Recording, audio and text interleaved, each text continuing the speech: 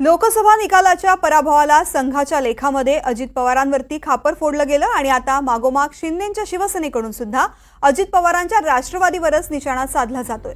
कालच्या शिवसेनेच्या वर्धापन दिनानिमित्त रामदास कदमांनी मुख्यमंत्री शिंदेंसमोरच अजित पवारांवर निशाणा साधला।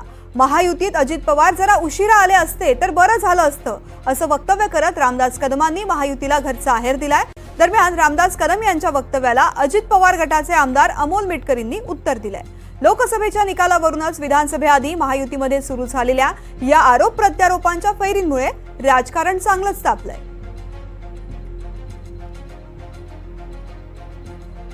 आपण जे निर्णय घेतलेत, क्रांतिकारी निर्णय घेतलेत। महाराष्ट्राच्या इतिहासामध्ये आतापर्यंत कुठल्याही मुख्यमंत्र्यांनी असे निर्णय घेतले नाहीत। असे निर्णय तुम्ही घेतलेत, तुम्ही तिघांनी घेतलेत। देवेंद्र फडणवीसांचं देखील अभिनंदन, तुमचंही अभिनंदन। मागून आलेले आपले दादा थोडे दिवस नसते आले तरी चाललं असतं। अजित दादा वेळेवर आले म्हणून तुमची लंगोट तरी वाचली।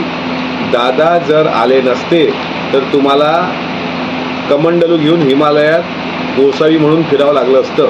त्यामुळे रामदास कदम साहेब, आपण आपला अवाका पाहून बोलावं। अजित दादांवर आपण बोलू नये।